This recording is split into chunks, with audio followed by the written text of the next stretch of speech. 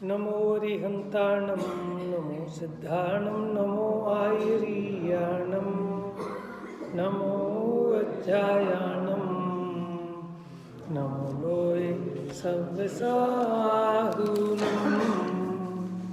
गुण अनंतमय परम पद श्री जिनवर भगवान गे लखत हैं ज्ञान में अचल सदा निज धाम। ये निकालिए वैराग्य पाठ संग्रह 10 मिनट में पढ़ेंगे। चेतो चेतो आराधना में चेतो चेतो का अर्थ सावधान होना भी है, ठीक है ना।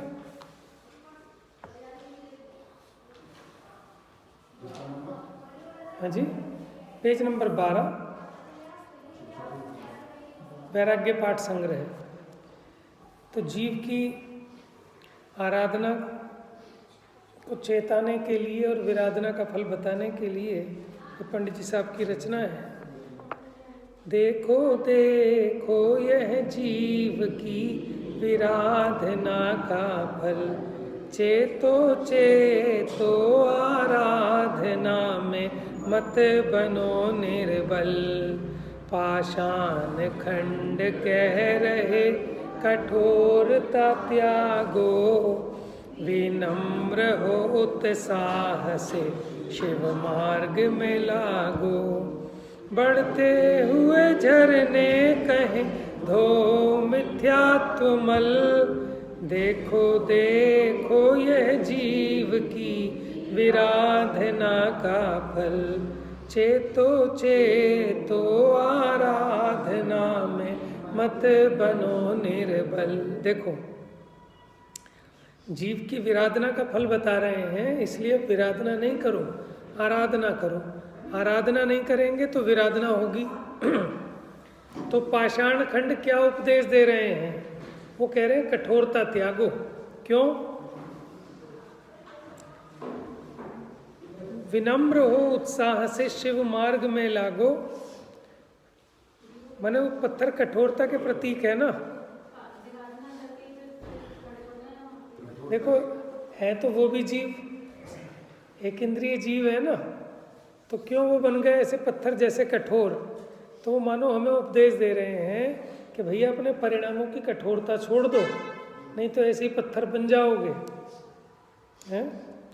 विनम्र हो उत्साह से शिव मार्ग में लागो। माने विनम्रता धारण करो, कठोर मत बनो, सॉफ्ट रहो। अब कोई ये भी कह सकता है कि सॉफ्ट रहेंगे तो पेड़ पत्तियां ना बन जाए, कोमल है।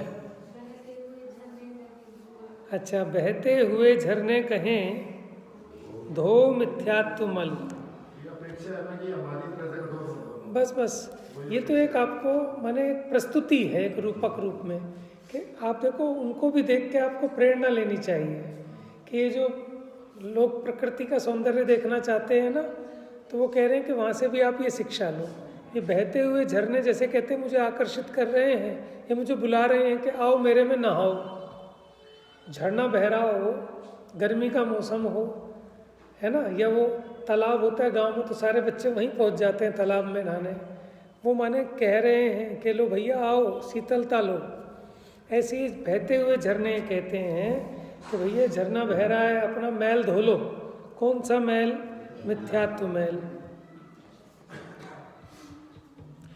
ईर्ष्या त्यागो चलती हुई अग्नि है कह रही, मत चाह दाह में जलो सुख अंतर में सही। वायु कहे भ्रमणा वृथा हो निज में निश्चल, देखो देखो यह जीव की। देखो, ईर्ष्या की अग्नि में मत जलो। अग्नि ये प्रेरणा दे रही है, देखो, नहीं तो फिर जैसे मैं जल रही हूं ऐसे मत जलो। चाह की दाह में मत जलो, तो सुख अंतर में से ही आएगा।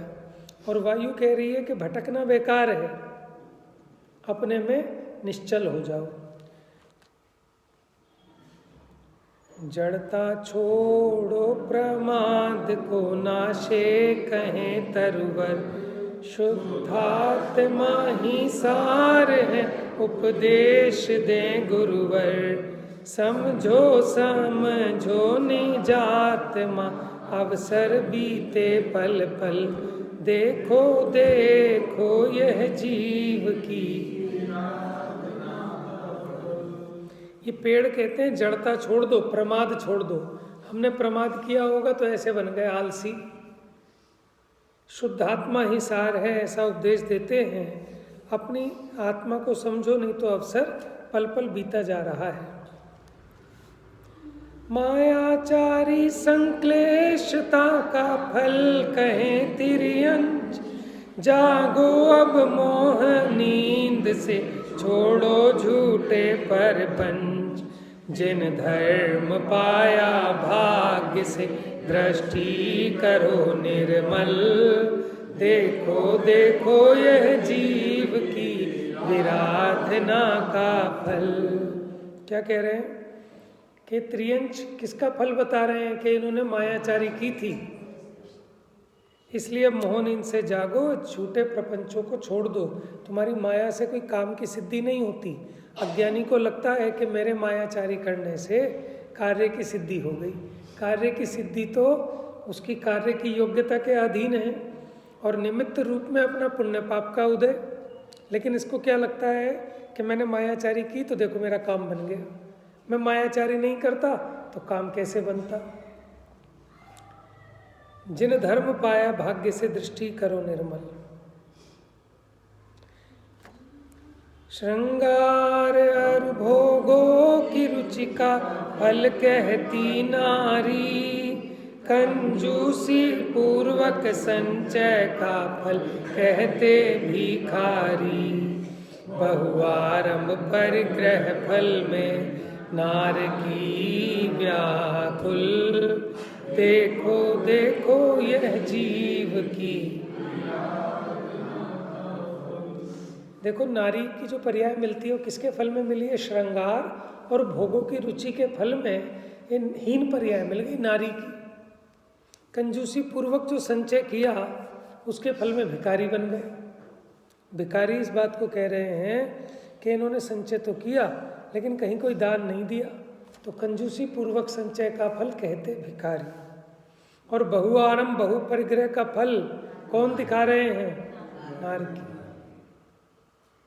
पहले क्या होता था, जब कोई अपराध करता था ना तो उसको चौराहे पे दंड दिया जाता था। क्यों? ताकि दूसरे लोग सबक ले लें। इसने जिस हाथ से माने सामने वाले का कत्ल किया उसका हाथ काट दिया जाता था। समझ में?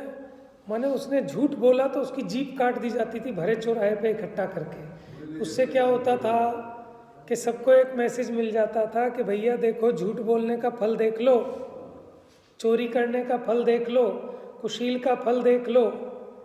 समझ में आया ना? तो ऐसे ये सब जगत में जो दशाएं हैं, देखो कोई कैसे रोगी तड़फ रहे हैं, किसी को कैसी बीमारी हो रही है, ये सब क्या दिखा रहे हैं? ये इनके परिणामों का फल तो दिखा रहे हैं कि इनसे मत डरो।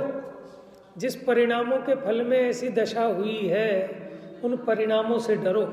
इसलिए टोडरमल जी कहते हैं कि परिणामों के बिगड़ने का बहुत भय रखना। आपको नहीं पता कि एक क्षण का परिणाम है कितना रुलाता है जीव को, कितने असंख्यातों कर्म अनंतों कर्म आकर बंधते हैं और वो कितने लंबे काल तक अपना फल देते हैं। तब ये जीव रोता है कि हमने तो भैया कुछ किया नहीं ऐसा, पता नहीं जब से पैदा किए हुए हैं तब से हम तो दुखी दुख देख रहे हैं। तब तो आदमी ये कहता है, लेकिन उसको ये विचार नहीं करता कि कर्म तो तूने ही बांधे होंगे ऐसे कि कोई व्यक्ति तो है जहाँ जाता है वहाँ पूजता है, वहाँ उसका मान सम्मान होता है, जहाँ हाथ डालता है वहीं सोना सोना बहता है, बरसता है। और एक आदमी ऐसा होता है दुनिया में जिसका नाम पनौती रख देती है कि जहाँ हाथ डाल दे वहीं बेड़ा गर्क हो जाए, जहाँ जाए वहीं जूते पड़े। ये काहे का फल है? ये सब जीव की अपने परिणामों के फल हैं। तो इसलिए परिणामों के बिगड़ने का बहुत भय रखना और परिणामों की संभाल का उपाय रखना। लेकिन कैसे संभलेंगे? सुधरे हुए परिणाम क्या हैं पहले ये तो समझ लें। बिगड़े हुए परिणाम किसे कहते हैं? परिणाम क्यों बिगड़ते हैं, उसका कारण क्या है, उसके लिए तत्व ज्ञान ही एकमात्र उपाय है और कोई दूसरा उपाय नहीं है परिणामों को संभालने का। देखो, हैंडल को संभालने के लिए हैंडल को नहीं देखना, साइकिल चलाते हैं ना तो हैंडल संभालना है, और पैडल मारने के लिए पैडल नहीं देखने। दृष्टि तो सामने रहती है और हैंडल भी संभलता है और पैडल भी सही चलते हैं। बात समझ में आ रही है? तो परिणामों को संभालने के लिए परिणामों को ही देखते नहीं रहना, जिसमें परिणाम होते हैं ऐसी अनादि अनंत वस्तु में हूँ, वहाँ अपना ध्यान एकाग्र करेंगे तो परिणाम सुधरे हुए निकलेंगे। लेकिन वो उपचार से कहने की बात है, भाषा भी है। असहाय शक्तिहीन देखो दरिद्री रोगी, कोई इष्ट वियोगी कोई अनिष्ट संयोगी, घेनावना तन रूप अंगोपांग है शिथिल, देखो देखो यह जीव की। असहाय माने बेचारे, जिनकी कोई सहायता करने वाला नहीं है, शक्तिहीन, देखो दरिद्री रोगी, कोई इष्ट वियोगी कोई अनिष्ट संयोगी, किसी का घिनावना तन, घिनावना रूप, घिनावना अंग, शिथिल, तो ये सब क्या है? विराधना के फल हैं। अब क्या कहते हैं? यदि ये दुख इष्ट नहीं है तो निज भाव सुधारो, निर्वृत्त हो विषय कषायों से निज तत्व विचारो, चक्री के वैभव भोग भी सुख देने में असफल, देखो देखो यह जीव की। अगर ये दुख नहीं चाहिए हो तो अपने भावों को सुधारो। कैसे सुधारे? कौन से भाव होते हैं सुधरे हुए? कि विषय कषाय से रहित जो परिणाम हैं, ठीक है ना, वो सुधरे हुए परिणाम हैं। निज तत्व विचारो, चक्री के वैभव और भोग भी ये जीव को सुख देने में निष्फल हैं। अब आगे की चर्चा इसकी कर लेंगे आदि, ठीक है?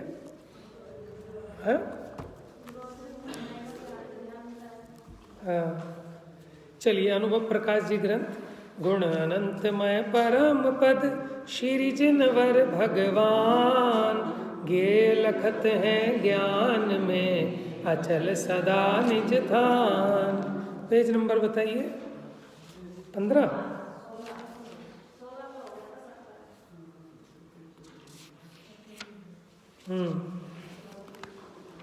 सत्रह पे सबसे नीचे, परिणाम कैसे स्वरूप में लागे, माने परिणाम अपने स्वरूप सन्मुख कैसे हो। ये जो परिणाम बाहर को जा रहे हैं, बहिर्मुख हो रहे हैं, ये अपने स्वरूप में कैसे लगे परिणाम। देखिए, परसु परान्मुख होए, बारंबार स्वपद अवलोकन के भाव करे। क्या कह रहे हैं कि पहले तो जो पर में अपना उपयोग लगा रहा है, वहाँ से उपयोग हटा के अपने स्वरूप सन्मुख होने की भावना तो कर, उसको देखने का भाव तो कर। अभी तो इसको देखने का ही भाव नहीं आता।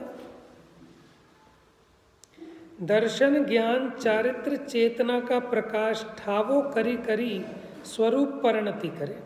माने क्या कि दर्शन ज्ञान चारित्र के प्रकाश में स्थित होए, ठहरे, वो इसको अपना एक शरणभूत ठिकाना दिखे, ऐसे कर करके अपनी स्वरूप परिणति करे, दर्शन ज्ञान चेतना को ऊर्ध्व करे। आगे आएगा कैसे करे। आत्म ज्योति अनात्मा सो भिन्न, माने मैं आत्मा अनात्मा से भिन्न, अखंड प्रकाश आनंद चेतना स्वरूप चिद विलास का अनुभव प्रकाश परिणाम जाते उठिया। देखो, जो जानना देखना जिसमें से उत्पन्न हो रहा है, मैं वो स्रोत हूँ। माने जो सूर्य की किरण है, ये सूर्य नहीं है, लेकिन अगर किरण है तो नियम से सूर्य भी है, उसके बिना ये किरण नहीं आ सकती थी सूर्य की। उसी प्रकार ये जो चेतना का प्रकाश उठ रहा है, तो इसका मतलब ये जो परिणाम जाते उठिया, तामे परिणाम लगावे, कि ये जो जानना जानना हो रहा है, ऐसी कोई एक वस्तु मैं हूं ना, ध्रुव वस्तु, उसमें परिणाम लगावे, वहां विचार करे।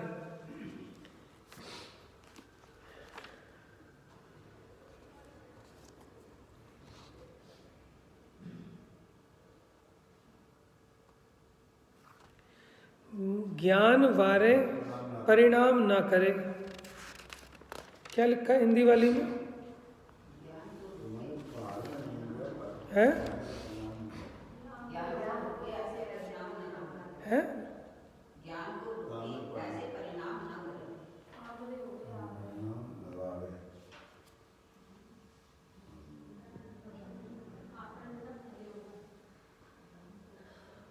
आपके में ये लिखा है ज्ञान रोके, बीच में कुछ और नहीं लिखा?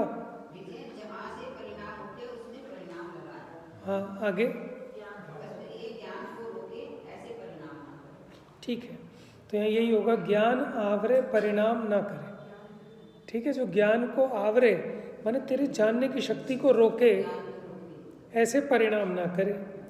परिणाम तरंग चेतना अंग अभंग में अंतरंग लीन भया करे।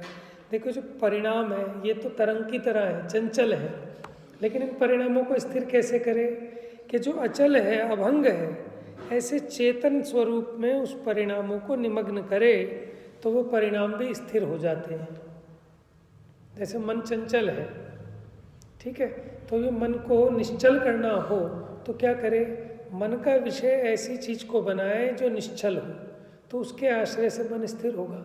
अच्छा, जैसे आंखें मानो मेरी चंचल हो रही हैं ऐसे ऐसे, तो मैं आंखों को अगर निश्चल करना हो तो कहाँ लगाऊं कि जो निश्चल हो? मैंने कोई चलती हुई ट्रेन को देखूंगा तो आंखें मेरी ऐसी चलती रहेंगी, और निश्चल चीज को विषय बनाएंगे तो आंखें भी निश्चल होंगी ना, केंद्रित होंगी। तो ऐसे उपयोग का विषय अपने निश्चल ध्रुव तत्व को बनाए, ये संयोगों को ना बनाए, ये तो चलाचल है। और अपनी चेतना अनादि अनंत है, एक समय भी ऐसा नहीं है जब मेरी चेतना का अभाव हो गया हो। हाँ, चल का अपोजिट निश्चल, हाँ, ठहरा। अमरपुरी निवास निज बोध के विकास थे हुए। अमरपुरी का निवास, अमरपुरी का क्या है? कि आत्मा का जो निवास है उसको अमरपुरी कह रहे हैं, कि जहाँ इसकी ध्रुव दशा है। अमर का मतलब होता है मरण से रहित। अमरपुरी का निवास निज बोध के विकास थे हुए, कि तेरे को अपने निज आत्मा का बोध होगा तो तू अमर हो जाएगा। अब हम अमर भये न मरेंगे, अब तेरा निवास अमरपुरी में रहेगा। तू शरीर में अपना पना करके रहता है तो मरता है ना? क्या है? समुझे मरे अनंत बार बिन समुझे, है ताते काल हरेंगे। अब तन का कारण तो मिथ्यात्व था, तो वो हमने छोड़ दिया। क्यों करी देह धरेंगे, अब हम अमर भये न मरेंगे। ठीक है ना? तो अब ये अमरपुरी का निवासी हो गया। ये भजन याद कर लो, बड़े बढ़िया बढ़िया भजन है दौलत राम जी के। नहीं, गाया करो इस वैसे भजन, इतने अच्छे भजन है, पूरा पूरा तत्व ज्ञान उड़ेल रखा है।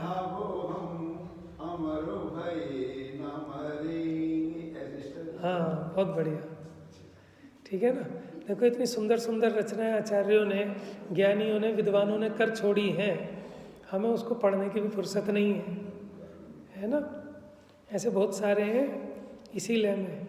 हम तो कबहू न निज घर आए, है ना?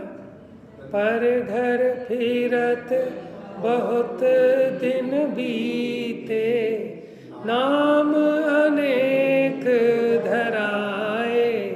हम तो, एक वो भी है, हम तो अजहू निज घर आए। अब हम अपने घर आ गए, एक अज्ञान दशा का, और अब ज्ञानी हो गए। एक दौलत आपने जी लिखा है, दूसरे दौलत राम जी के हैं दोनों, बुद्धजन जी के भी हैं बहुत सारे भजन अच्छे अच्छे। एक दौलत विलास नाम की किताब है, उसमें है संग्रह। उसके अलावा बुद्धजन जी के भी हैं, ध्यानत राय जी के भी हैं, है ना? इस सब आध्यात्मिक भजन है। जिसको सुन के अपनी आत्मा का रस लग जाए, ठीक है ना, आपको लगने लगे अरे मरण वरण मेरा होता ही नहीं। माने ऐसे कैप्सूल हैं कि पूरे समय सार का सार एक भजन में आ गया। समझ में आया? देखो कुछ ज़्यादा समझ नहीं आए, ये भजन भी अगर अच्छे से समझ में आ जाए ना, और ये सुनते ही माने अंत समय में कुछ नहीं, ये भजन सुना दे समाधि मरण हो जाएगा मस्त एकदम। लेकिन कब हो जाएगा कि जब जीते जी इसको थोड़ा सा इसका भाव समझ लिया हो, इसका घोलन किया हो, इसका आनंद लूटा हो। देखो जिस बच्चे ने चॉकलेट खाई है, खाने लायक नहीं है, मैं तो उदाहरण दे रहा हूँ, बच्चा बैठा है इसलिए, तो उसको चॉकलेट का नाम सुनते ही कैसा उसकी खुशबू, उसकी वैसी सब चीज़ें उसके अनुभव में आने लगती हैं, उसके चेहरे पे खिलावट आ जाती है। ठीक है, ऐसे ही वो आइसक्रीम का नाम सुनते ही जिसने आइसक्रीम का स्वाद लिया है उसको वैसी तरंगे उठने लगती हैं। तो ऐसे जिसने ज़िंदगी में, ठीक है, ये भजन और ये अध्यात्म का रस पिया होगा तो उसको मरण समय में उसको फलदायी होंगे। जिसने पहले मज़ा ही नहीं लिया उसके लिए क्या जैसे वो उल्लू के लिए सूर्य का प्रकाश किसी काम का नहीं है, उसे तो दिखता ही नहीं उसमें। कई बार ऐसा हुआ है कि नॉर्मल लाइफ में कोई स्वाध्याय नहीं है, कोई कुछ नहीं है, देखा कि ये मरने वाले हैं, उनको कर दिया, मतलब सब कुछ हुआ है, उन्हें होश भी नहीं है कि क्या कर रहा है। हाँ। तो ऐसे भाव का मतलब कुछ लॉजिक कुछ नहीं है, बस वो तो सारा फल परिणामों का मिलना है। अगर उसके परिणामों में उसके प्रति संयम भाव के प्रति उपादेपना नहीं है, उसके प्रति अहोभाव नहीं है, तो उसके परिणाम कहाँ सुधरेंगे। जिसने जीवन भर तड़पा और उसकी भावना थी कि मुनि बन पाए और नहीं बन पाए, ठीक है ना, अंत समय में उसको वो प्रतिज्ञा आदि दिलाएंगे तो उसको अहोभाव आएगा कि चलो मैंने ये काम अपने मरने से पहले ये कर लिया, तो उसको कदाचित अहोभाव है, तो उसके परिणामों में चढ़ाव आएगा। लेकिन दूसरे व्यक्ति को तो पता ही नहीं, उसे तो वो लगेगा और दुखी कर रहे हैं मुझे, पता नहीं क्या कर रहे हैं, है ना। तो इसलिए जीते जी तैयारी कर लो, ताकि हंसते हंसते, मैंने पहले तैयार रहना चाहिए ना। पहले ही आदमी तैयार रहता है तो दुख नहीं होता। हमें पता है कि ये चीज़ टूटनी है, हमें तो लग रहा है बोनस में चल रही है, 2 साल बाद खराब हो जानी चाहिए थी, तो अब जब भी खराब होगी आपको दुख नहीं होगा। ऐसे ही हम अपने को निर्णय हो कि हम तो हो गए 50 के 60 के, अब तो हमें जाना ही है, तो फालतू मिल रहा है बोनस में, तो जब भी हमारा बुलावा आएगा हम हंसते हंसते जाएंगे, हम तो तैयारी बैठे हैं। समझ में आया ना। और अगर इसको उम्मीद थी कि मैं तो 80 साल का होके मरूंगा, मैं तो 100 साल का होके मरूंगा, और कदाचित बुलावा आ गया तो बहुत तड़फेगा। समझ में आया। तो इसलिए ज्ञानी पहले से ही अपना निर्णय करके रखते हैं कि देह जाएगी, लेकिन मैं तो कहीं नहीं जाने वाला, मैं तो मेरे में ही रहने वाला हूँ, तो मरण का क्या भय करना। तो इसलिए निर्भय रहते हैं। समझ में है ना। कदाचित कोई तीव्र पाप कर्म का उदय हो, उसके कारण संक्लेश रूप दिखाई दें, चीखते चिल्लाते भी दिखाई दें, लेकिन अंदर में अगर उन्होंने वो श्रद्धान किया है तो वहाँ भी वो काम करता है। ठीक है ना। कई बार अंत समय में पीड़ा बहुत हो, शरीर में वेदना हो तो चिल्लाए भी, तो आप ये कहोगे कि साहब ये तो सड़ सड़ के मर गया, कि आपको नहीं पता, आप नहीं कह सकते कि वो तो वेदना हो रही है, लेकिन उसके भीतर उसकी एक ज्ञान धारा भी चल रही हो, ऐसा भी हो सकता है। और कदाचित ऐसा भी हो सकता है कि आदमी आपको दिख रहा है, कोई चिल्ला नहीं रहा, कुछ नहीं, अपना चुपचाप पड़ा है और चुपचाप निकल लिया, आप कहोगे समाधि मरण हो गया, लेकिन ऐसा जरूरी नहीं है। बात समझ में आ रही है। तो आप बाहर की खाली शरीर की चेष्टाओं से उसके अभिप्राय का, उसके आत्मबल का, उसकी विशुद्धि का ज़्यादा अनुमान नहीं लगा सकते आप। ठीक है, चलता है जगत में, तो उसी देख के कहते हैं। अब तो फैशन हो गया, हर आदमी कहता है हाँ जी समाधि मरण हो गया जी इनका। कि कैसे जी, कि हमने इनको समुकार मंत्र सुनाया, अपना शांत परिणामों से चले गए। अरे वो तो उनके पाप कर्म का उदय नहीं था, इसलिए देह में वेदना नहीं हो रही थी, शांति से निकल गए प्राण। और अगर असाता कर्म का तीव्र उदय होता तो कदाचित ज्ञानी भी चिल्लाते चिल्लाते मरे। बात समझ में आ रही है ना। हाँ समझ में आया ना। तो अब वो कहने लायक बातें नहीं है, कोई मोरल डाउन करने वाली बात नहीं है, लेकिन होता क्या है कि अच्छी बात है, हमारी दृष्टि पॉजिटिव है, हम हर जगह अच्छा अच्छा देखते हैं, लेकिन ठीक है, दूसरों में तो अच्छा देख लेना, लेकिन अपने लिए ऐसे संतुष्ट मत हो जाना कि भैया बस मुझे मरते समय 9 बार नमोकार मंत्र सुना देना, मुझे ये सुना देना, मुझे वो सुना देना। तो इससे समाधि मरण का मतलब नहीं है। लेकिन करें क्या, अब और कोई चारा तो है नहीं, हम तो भावना ही भा सकते हैं इस तरह की, लेकिन उसकी तैयारी पहले होनी चाहिए। तैयारी का मतलब इतना ही है, मानो मेरा हम सरकारी सर्विस में हैं और अब मैं ऐसा प्लान करके बैठा हूँ कि अभी मैं 1 साल तो मेरा ट्रांसफ़र नहीं होगा, तो मैंने मेहनत कर कुरा के बढ़िया डेंट पेंट कराया, अपने ऑफिस को सजवाया, अपनी जेब से भी पैसे खर्च कर लिए कि चलो एक ये भी लिया है सामान, एक ये भी लिया है, 2-3 साल तो रहेंगे। आदमी भी जहाँ रहता है वहाँ पैसा तो खर्च करता ही है, ठीक है। और अगले दिन ही ऑर्डर आ गए तो कितना दुख होएगा, समझ में आया। और एक आदमी तैयार बैठा है कि मेरे तो अटैची तैयार है कि जब ऑर्डर आएंगे मैं अपनी फाइल रखूँगा और जय राम जी की चला जाऊँगा। अब जब ऑर्डर आ जाए उसको काहे का दुख है, समझ में आया ना। तो इसलिए हम अपनी इच्छा से दुखी होते हैं। हम अपनी इच्छा में मान के बैठे हैं कि मुझे ये काम निपटाने, वो काम निपटाने, पोता पोती की भी शादी करके जाऊंगा, इसकी भी करके जाऊंगा, तो फिर प्राण नहीं निकलेंगे आराम से, ठीक है ना।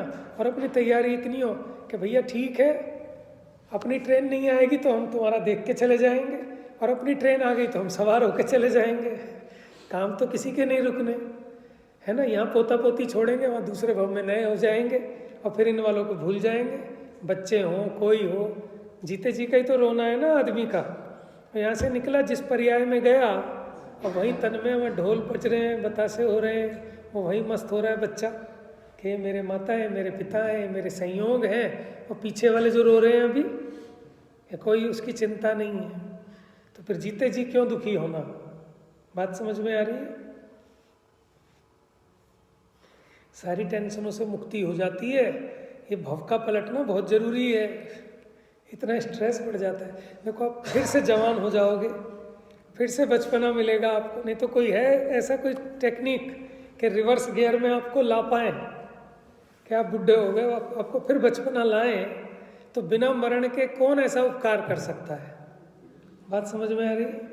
अब हम एक ऑफिस में होते हैं, वहाँ इतने इतने इतने मैटर होते हैं, हम परेशान हो जाते हैं।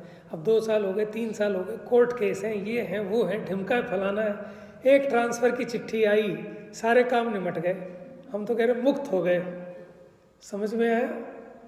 तो ऐसे ही है मनुष्य पर्याय है, सभी भाव ऐसे हैं। तो ज्ञानी तो वहाँ भी दुखी नहीं होता कि यहाँ से जाएंगे तो कोई अच्छी जगह ही जाएंगे क्योंकि हमने काम अच्छे किए हैं, और काम बुरे किए हों तब तो आदमी डरे, समझ में आया ना। कौन नहीं छोड़ना चाहता कि जिसको पता है यहाँ से निकाल के कहीं बुरी जगह डालेंगे तो वो हिलना नहीं चाहता, और जिसको पता है कि यहाँ से अच्छे में ही जाएंगे और अच्छा भी नहीं होगा ना तो अपने लायक अच्छा कर लेंगे, तो काहे को दुखी होगा, समझ में आया। तो हम भोगते हैं किसको, विषयों को नहीं, संयोगों को नहीं, अपने परिणामों को भोगते हैं बस।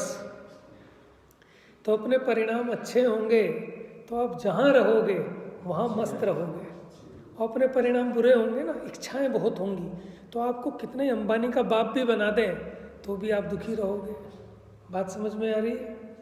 और इच्छाएं नहीं होंगी तो आप चाहे गरीब भी हों लेकिन आप मस्त रहेंगे, है ना।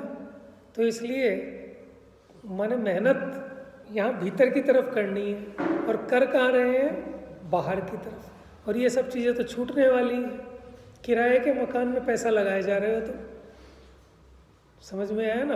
अपने घर में लगाओ, अपने घर को देख बावरे, सुख का जहाँ ठिकाना रे, क्यों पर में सुख खोज रहा है, क्यों पर का दीवाना। अभी इतनी छोटी सी बात है, पूरा समय सार का उपदेश है। अब ये बात समझ में नहीं आ रही, बताओ अब क्या आएगी। और ये आ गई तो मस्त हो जाएगा, जिसके इतनी आ गई वो उसको सारा समय सार आ गया, समझ में सब आ गया उसको। लेकिन अब नहीं आ रही तो क्या उपाय है, तो इसी के लिए अब अभ्यास करो भैया। अब नहीं आ रही तो छोड़ के बैठने से तो काम नहीं चलेगा, इसी में अपनी बुद्धि को लगाए रखो, न जाने कब समझ में आ जाए, है ना। इंटेंशन तो रखनी ही है। चलिए,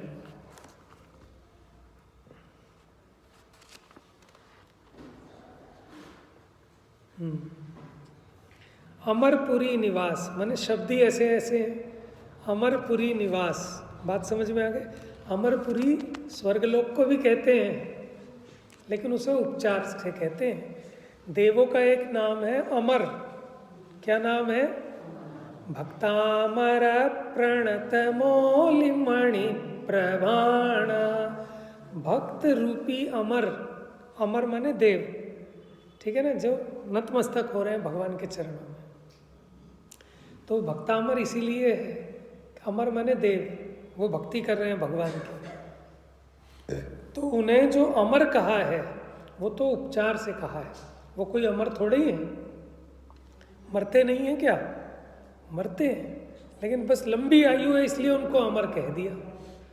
लेकिन सच में अमरपुरी का निवास क्या है?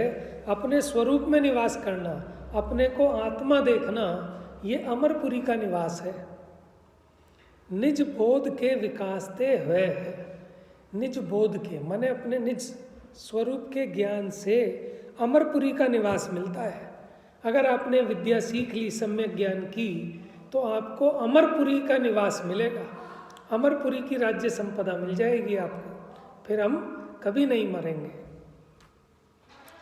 निश्चय, निश्चल, अमल, अतुल, अखंडित, अमित तेज, अनंत गुण रत्न मंडित, ब्रह्मांड को लखैया, ब्रह्म पद, पूर्ण परम चैतन्य ज्योति स्वरूप, अरूप अनूप, त्रैलोक्य भूप, परमात्म रूप पद पाए पावन होए रहे। स्व अनुभव की महिमा है कि जितने भी आज तक ये जो पवित्र हो गए, अनुपम हो गए, शुद्ध हो गए, निरंजन हो गए, परमात्मा बन गए, ये सब किसकी महिमा जानो? महिमा जानो एकमात्र बस भेद ज्ञान की। जे पूरब शिव गए जाहि अरु आगे जई, सो सब महिमा ज्ञान तनि मुनिनाथ कहे हैं। ये सब अनुभव की महिमा है। यथार्थ ज्ञान, परमार्थ निधान, निज कल्याण, शिव थान रूप भगवान, अमलान, सुखवान, निर्वाण निधि, निरूपाधि, निज समाधि। एक एक शब्द में इतना रहस्य है, अब कैसे समझ में आए? कितने सुंदर सुंदर शब्द हैं देखो इस धरती पर, ठीक है। हम तो बने भंडार है, सुभाषित हैं। निज समाधि साधिए आराधिए। क्या साधे, क्या आराधे, क्या जोड़े, क्या कमाए? कि ये है असली कमाई कि परमार्थ निधान, निज कल्याण, शिव थान रूप भगवान, अमलान, सुखवान, निर्वाण निधि, निरूपाधि, निज समाधि साधिए। ऐसी समाधि साधिए, आराधिए। अलख कहते थे ना, अलख निरंजन। क्या मतलब होता है इसका? है बहुत बढ़िया। निरंजन माने होता है अंजन से रहित, शुद्ध, निर्मल। समझ में आया? और अलख माने कि जिसको आज तक तूने देखा नहीं, वो गुप्त को कहना चाहते हैं अलख। अलग मतलब इसका ये भी मतलब हो सकता है जिसको देखा ना जा सके। हाँ वही। ये साधु लोग ऐसे आते नहीं, मांगने वाले अलग क्या कहते नहीं हो, तो वो उनके हिसाब से अलग है। नहीं वो तो पता नहीं उनका भाव जानते नहीं जानते। देखो हमारे यहाँ तो शब्द शब्द हैं अलख, अज, अमूर्तिक, जिसको आंखों से ना देखा जा सके। अज, अज माने क्या होता है? अजन्मा। आनंद, महागुण वृंदधारी, वृंद माने होता है समूह, महागुण वृंदधारी, अविकारी, सब दुखारी, बाधा रहित, महित लिखा है, महिमावान है ना, रस सहित। आह अच्छा, महित, सुरस, रस सहित, निरंशी, कर्म को विध्वंसी, भव्य को आधार, भव पार को करणहार, जगत सार, दुर्निवार दुख चूरे। मने प्रेरणा दे रहे हैं कि अब क्या करो कि जो अनिवार्य दुख भोग रहे हो इस दुख को दूर करो। कैसे करेंगे?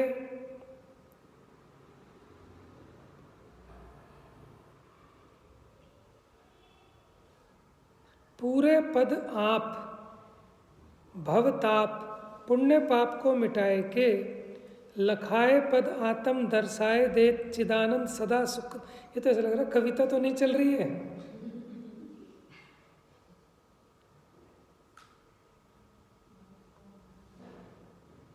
देखो यही है, नीचे देखो, ज्ञान दर्पण भी शायद इन्हीं की रचना है ना,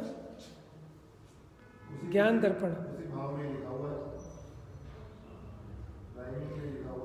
दर्शन ज्ञान शुद्ध चारित को एक पद, मेरा है स्वरूप चिन्ह चेतना अनंत है, अचल अखंड ज्ञान ज्योति है उद्योत जामे, परम विशुद्ध सब भाव में महंत है, आनंद को धाम अविराम जाको आठो जाम, अनुभव मोक्ष दे कहे देव भगवंत है, शिव पद पाए वे को और भांति सिद्ध नहीं, याते अनुभव निज मोक्ष तीय कंत है। लेकिन उसमें बन नहीं रही। यथार्थ ज्ञान परमार्थ निधान, निज कल्याण शिव थान रूप भगवान, अमलान सुखवान, निर्वाण निधि निरूपाधि निज समाधि साधि आराधि। वो गद्य ही है, लेकिन पहले जमाने में ना गद्य भी ऐसा फ्लो में चला करता था, है ना।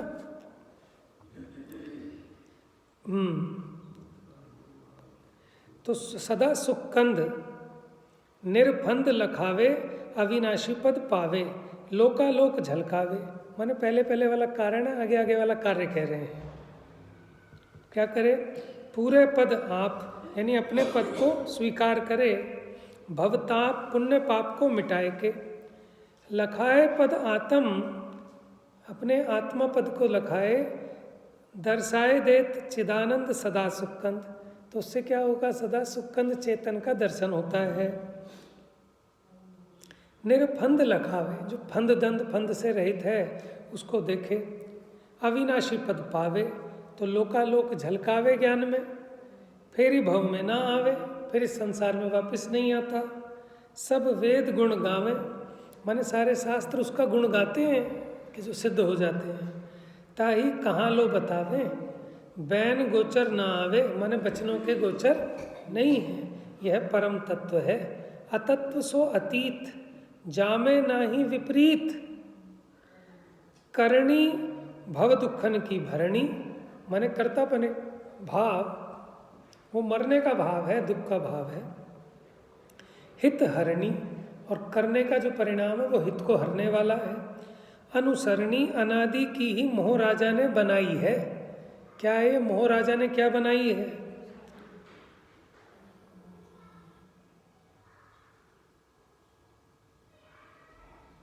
क्या बनाई है? कि हित को हरने वाली, दुख को भरने वाली ऐसी विपरीत करनी, ये मोह राजा का चमत्कार है। जग जीवन को भाई, दुखदाई ही सुहाई, माने जगत के जीवों को ये दुख रूप ही सुहा रहा है। या अज्ञान अधिकाई, यह अज्ञान की बड़वारी है। जामे लगी बहुकाई, ज्ञान रीति और आनी, विपरीत करण को भानी, भानी माने जानना। अब क्या हुआ? ज्ञान की कला हृदय में आई तो अपनी विपरीतता पकड़ में आई। साधकता साधी महा हुई, निज ध्यान आनंद सुधा को हृदय पान, मोक्ष पद को निदानी इदानी ही समय में स्वरसी वशी भये हैं। तो माने अपने अज्ञान को मिटकर निज ध्यान का आनंद पाकर मोक्ष पद को इसी समय में स्वरसी अपने स्वयं के वशी भये हैं। इंद्रिय चोर कसी, इंद्रिय चोर को माने पकड़ लिया, कंट्रोल कर लिया। काय निरताय निहार्यो, काय से माने निरत होकर उसका निहारा माने देखा। निहार्यो पद परमेश्वर स्वरूप, अघट घट में व्यापक अनूप चिद्रूप को लखायो। घट माने होता है शरीर, अघट माने शरीर से पार। ऐसे अपने व्यापक अनूप चिद्रूप स्वरूप को लखायो देखो, भ्रम भाव को मिटायो। अभी तक भ्रम था कि मैं शरीर हूँ। निज आत्म तत्व पायो, दर्शायो देव अचल अभेव अटेव। अभेव टेव माने ऐसा अचल देव प्रगटायो। सासती को निवासी, सासती माने जो सदा बना रहे, सदा कायम रहे। सुख राशि भवसो उदासी हो लहे, बाहर ना बहें निज भाव ही को चहें। बात समझ में आ रही है? स्वपद का निवास स्वपद में है। बहिरंग संग में ढूंढ ढूंढ व्याकुल भया, जैसे मृग बास को ढूंढे। बास मैंने होती खुशबू, बताया था ना। कहू पर जाएगा ना पावे, तैसे पद आपको पर में ना पावे। तो वो कहाँ है? उसकी खुशबू भीतर है, पर जगह तो मिलना ही नहीं है। तो अपना सुख भी बाहर में कहीं नहीं मिलना, अपने में ही मिलेगा। मोह के विकारते आपा ना सूझे, लेकिन यही मोह है कि आपा ख्याल में नहीं आ रहा इसको। इसमें चापा की कहानी भी आएगी, इसी में है चापा की कहानी।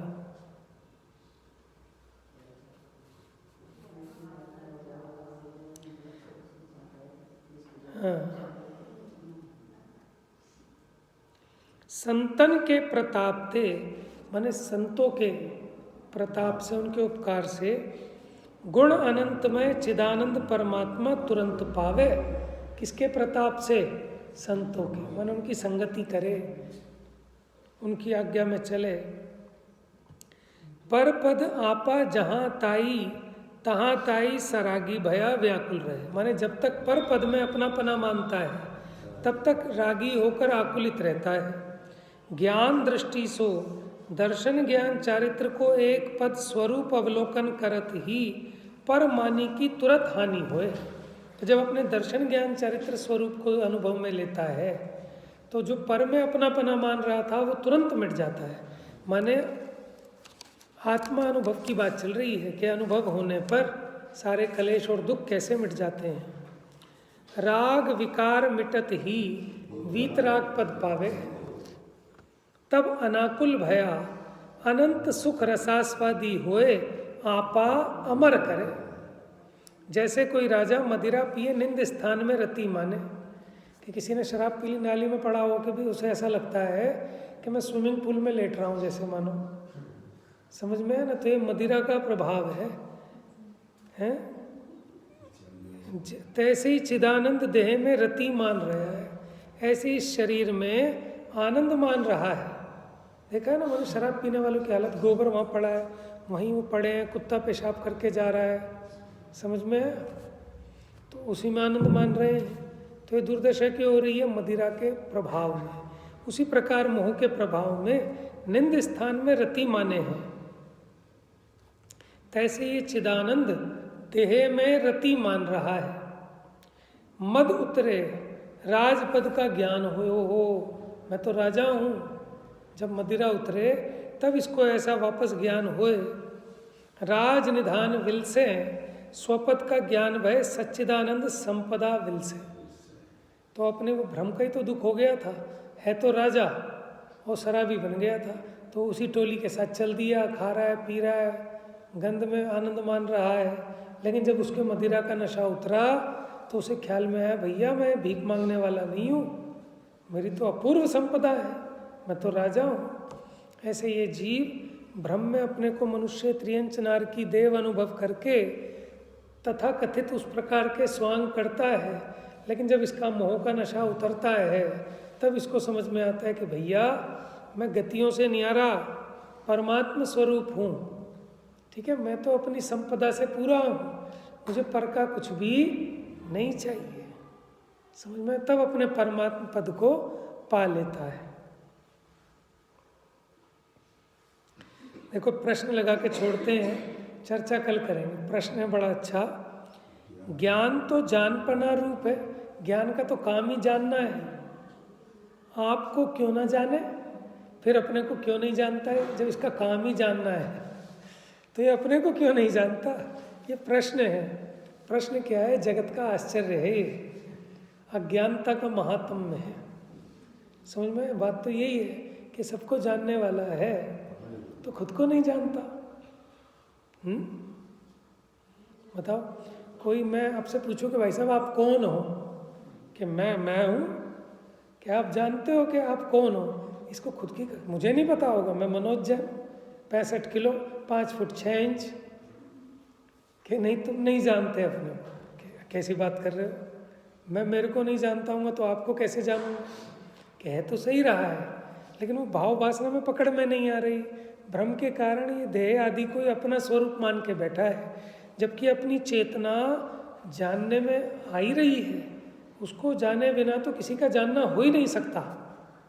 लेकिन ये आश्चर्य है, इसी का नाम मोह का महात्म्य है। ठीक है ना? इस पे चर्चा करेंगे कि ऐसा क्यों हो रहा है कि ज्ञान तो जानन रूप है, फिर खुद को क्यों नहीं जान रहा। अब इसमें उदाहरण दे दे के आपको समझाएंगे अच्छे से।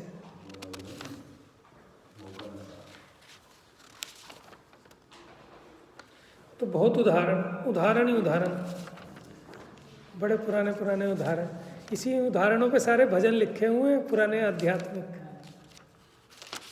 है ना? होलसेल में उदाहरण आएंगे अब इसमें सारे। भाई इन उदाहरणों को भी समझ लेना जीव, तो उन उदाहरणों का ही विचार करता रहे तो भी अपनी लकीर है इसको भावना, है ना? जा वाणी के ज्ञान से सूझे लोकालोक, सो वाणी